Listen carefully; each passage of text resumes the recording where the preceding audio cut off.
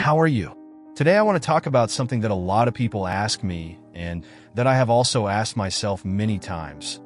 Why is it so hard to lose belly fat? And more importantly, how to solve this? Don't worry, I'm not going to sell you a miracle tea or a workout that promises to get you ripped in 5 days. This is serious, direct, science-based talk. Let's start from the beginning. If you feel like your belly fat is stubborn, you're not alone. This is because belly fat has a specific role in the body. It's not just there to bother us in front of the mirror. This fat has an energetic and hormonal function. The problem is when it goes beyond that point and starts to affect our health. So what's the secret to losing belly fat? It's not really a secret. It's about understanding what works. I'm going to tell you everything I've learned from a lot of research and practical experience. First, understand that belly fat is different. Let's demystify this. There are 2 types of fat in the abdominal region. Subcutaneous fat, which is the fat just below the skin. Visceral fat, which is deeper, surrounding your organs. Visceral fat is the most dangerous to your health because it's linked to problems like type 2 diabetes, heart disease, and even some types of cancer. The good news? Losing visceral fat is also faster when you do the right things. The key is a calorie deficit, but wait, I'll explain better later. You probably heard this 1,000 times. Consume fewer calories than you burn, and it's true, but the point here isn't to starve yourself or cut out everything you like to eat. Quite the opposite. The idea is to create a sustainable calorie deficit. This means choosing foods that keep you fuller for longer, but aren't super high in calories. Here's a practical tip I use. Prioritize lean proteins such as chicken, eggs, fish, and even plant-based proteins such as lentils and chickpeas. They help preserve muscle mass and keep you feeling full for longer. Include fiber. Seriously, fiber is magic. Vegetables, legumes, fruits, and whole grains help you feel less hungry and also improve digestion. A simple example. Swap that French toast you had for breakfast for scrambled eggs and a slice of avocado. You'll feel fuller and have more energy for much longer.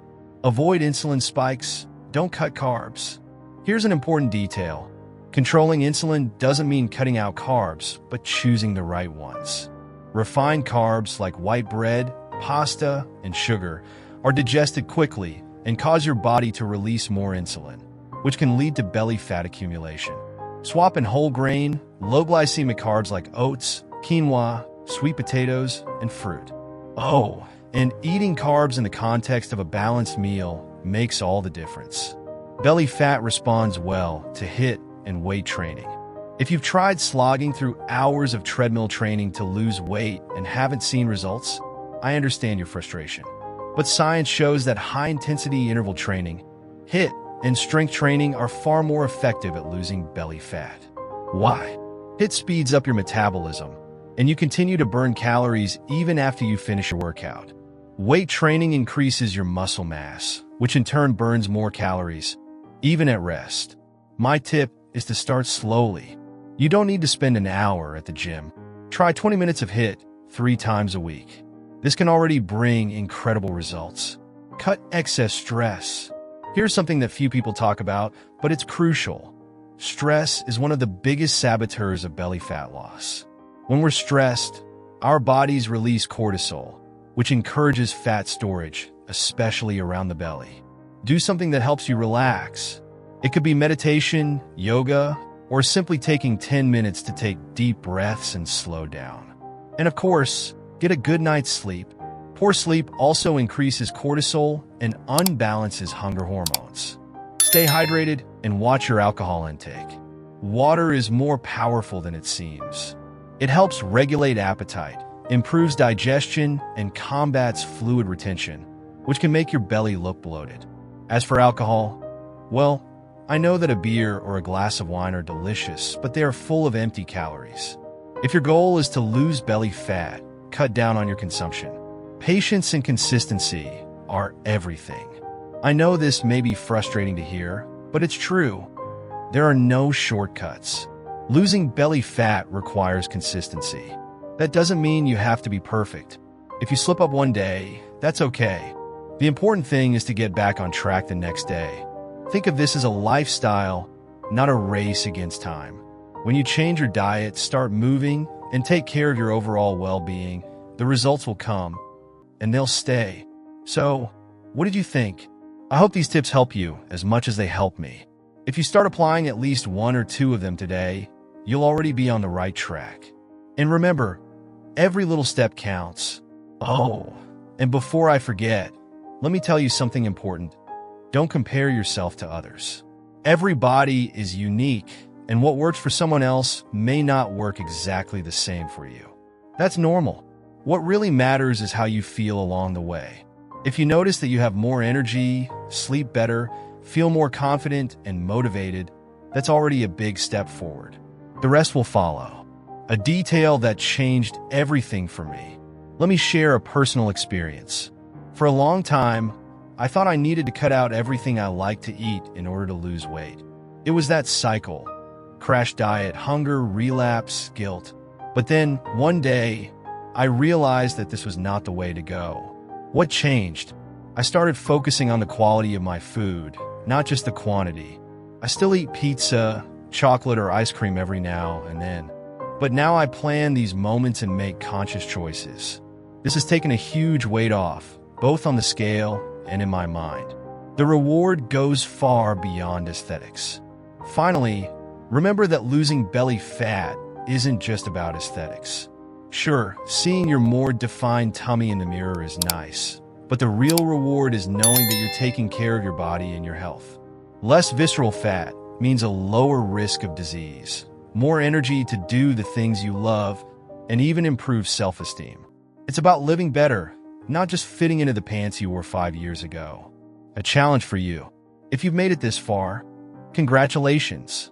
It shows that you're committed to making a real change. And I want to challenge you. Pick one of these tips and apply it for the next 7 days. You don't have to do it all at once. Choose something simple. Maybe include more protein in your breakfast, drink more water, or take a daily walk. After these 7 days, see how you feel. I bet you will already notice a difference, even if it is just in your energy or the quality of your sleep. So, are you ready to get started? The journey may seem long, but every step you take brings you closer to your goal.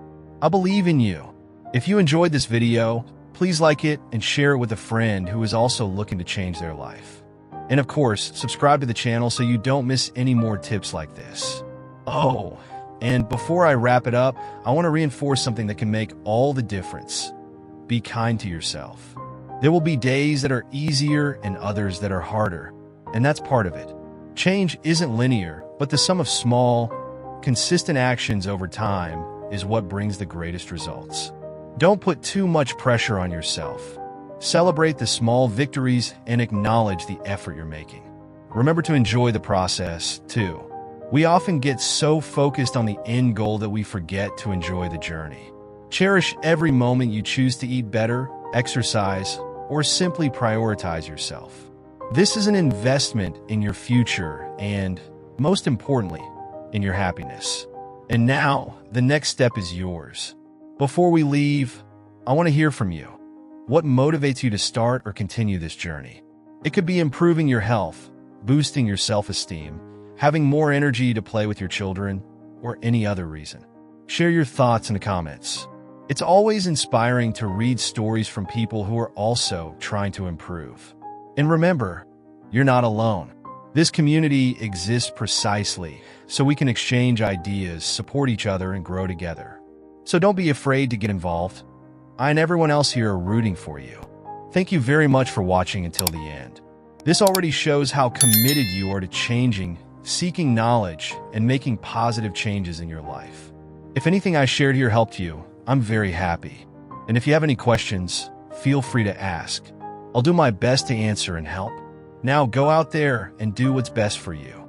I believe in your potential, and I can't wait to hear your progress stories. Until next time, and remember, your healthy future starts today. Now tell me in the comments, which of these tips are you going to put into practice? I want to know. Let's go together on this journey to a healthier life.